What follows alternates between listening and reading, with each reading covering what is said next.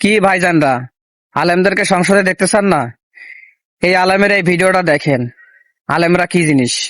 আপনি জানেন নবীর পরে আল্লাহ নবী হচ্ছে আমার ইমানের অংশ, আমার ইমানের পার্ট। তিনাকে ভালোবাসা, তিনার উপর ইমান, এটা আমার ইমানের অংশ। তিনি আমার শেষ নবী, যেটা কোরআন ঘোষণা দিয়েছে। নবীও বলেছে আনা খাতামুন নাবিয়্যিন লা নাবিয়্যা বাদি, আমি শেষ নবী, আমার পরে কোনো নবী আসবে না। কিন্তু মাননীয় স্পিকার, দুঃখের সাথে বলতে হয়, বাংলাদেশের এরকম একটি পার্ট রয়েছে, যেই পার্টের এক অংশ মানুষ তারা নবীকে অস্বীকার করে, তারা মুসলমান দাবি করে। এবং এই বিষয়ে অনেকের ধারণা আছে, তারা জানে এই আন্দোলন করতে গিয়ে অনেক মুসলমানকে রাস্তায় শহীদ হতে হয়েছে, আন্দোলন করতে হয়েছে। স্বাধীনতার পর থেকে আজও সে আন্দোলন চলছে, কিন্তু আজও পর্যন্ত সেটা পাইনি। আমি মাননীয় প্রধানমন্ত্রীকে বলবো, আপনি বাংলাদেশের একটি ইতিহাস রচনা করে যাবেন। আপনার মাধ্যমে যদি এটা স্বীকৃতি পায়, যারা নবীকে অস্বীকার করে তারা কোনোদিন মুসলমান থাকতে পারে না, এটা আইনের মাধ্যমে, এটা বাংলাদেশের পার্লামেন্ট থেকে ঘোষণা হবে, সেটা আমরা চাই। মাননীয় স্পিকার, আরেকটি কথা, আপনি জানেন আমরা আমাদের নবীকে সবচেয়ে বেশি ভালোবাসি, যিনি আখিরি নবী, যাকে বলা হয়েছে ওয়ামা আরসালনাকা ইল্লা রাহমাতাল লিল আলামিন। আমরা বারবার দেখছি কিছুদিন পর পর কারা যেন কিভাবে এসে আল্লাহ নবীর শানে কটূক্তি করে, নবীকে নিয়ে অশ্লীল ভাষায় গালিগালাজ করে, নবীর শানে কটূক্তি করে। এই আন্দোলন, এই সংগ্রাম করতে গিয়ে আপনিও মাননীয় স্পিকার দেখেছেন, রাস্তাঘাটে আন্দোলন করতে গিয়ে কত মানুষ মৃত্যুবরণ করেছে। যদি একবার বাংলাদেশের আইনে, কারণ মুসলমান যদি আমাদের বাংলাদেশের পার্সেন্টেজ অনুযায়ী আমাদের অবশ্যই মুসলমানদের সংখ্যা এই দেশে অনেক বেশি। আমরা তো অন্য কিছু চাচ্ছি না। এই দেশের মানুষ নামাজ না পড়লেও যদি কেউ নবীকে কটূক্তি করে, তার কলিজা ছিঁড়ে যায়, সে রাজপথে নেমে যায়। আমি বলবো, যারা নবীকে কটূক্তি করে, নবীর নামে গালিগালাজ করে, এদের মৃত্যুদণ্ড, এই আইনটাও যেন বাংলাদেশের এই সংসদ থেকে পাশ করা হয়। মাননীয় স্পিকার, এই কথাগুলো বলতে গিয়ে অনেক কথা হারিয়ে যাচ্ছে। এলাকায় বলেছিলাম যে আমরা ন্যায়ের পক্ষে কথা বলবো, ইনসাফের পক্ষে কথা বলবো।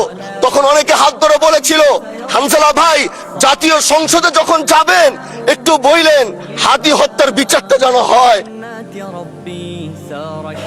জি, 2 মিনিট বাড়ানো হলো, আরো বলেন। আজকে যে সন্তানটা ন্যায়ের পক্ষে কথা বলেছিল, ইনসাফের আওয়াজ দিয়েছিল, আমাদের মতোই যুবক, মাননীয় স্পিকার, তিনি এই যে স্বপ্ন বলেছিল এক সুন্দর বাংলাদেশ করবার, রাস্তার ভিতরে সেই স্বপ্ন থামিয়ে দেওয়া হয়েছে। এই বিচার যদি না হয়, তাহলে আমাদের মতো আন্দোলনের নিরাপত্তাও রাস্তায় কেউ দিতে পারবে না, মাননীয় স্পিকার। এজন্য আপনার মাধ্যমে আমি বলতে চাই, হাদি হত্যার বিচার যেন সুনিশ্চিত করা হয় মাননীয় স্বরাষ্ট্রমন্ত্রীর মাধ্যমে। মাননীয় স্পিকার, আর একটি কথা, আমি আর বেশি লম্বা দীর্ঘ আলোচনা করব না। আমার এলাকায় মাদক নিয়ে বড় মুশকিলে আছি, প্রশাসনের সেই সহযোগিতা আমি পাচ্ছি না। একদিক থেকে আমি নিজে মাদক বিরোধী সংগ্রামে নিজে রাস্তায় নেমে মাদকের বিরুদ্ধে আমি নিজে অভিযান চালিয়েছি। এবার তাদেরকে একদিক থেকে ধরে যখন প্রশাসনের কাছে ইয়াবা সহ গাঁজা সহ দেওয়া হয়, তখন তারা একদিক থেকে আসে, কোর্টে চালান করে দেয়। একদিক থেকে গোটা দেশ বলছে এই দেশ মাদক মুক্ত করতে হবে, আর একদিক থেকে যখন তাদেরকে আমরা কোর্টে চালান করছি, 3 দিন থেকে 4 দিনের মাথায় জামিন নিয়ে এলাকায় এসে আবার মাদক ব্যবসা করছে। এই জন্য মাননীয় আইনমন্ত্রীকে বলবো, আপনি এই ইয়াবা গাঁজা যেই বড় বড় নেশাগুলো আমাদের দেশে বেশি সচরাচর চলছে, এই বিষয়ে আইনটাকে আরেকটু মজবুত যদি করবেন, তাহলে আমরা মনে করব আমরা এই দেশ আর এই সমাজটাকে আমরা হয়তো আগামীর বাংলাদেশ, আগামীর যারা যুবক, মাননীয় স্পিকার, আপনার খারাপ লাগবে, যুবকগুলো গ্রামের তারা ধ্বংস হয়ে যাচ্ছে।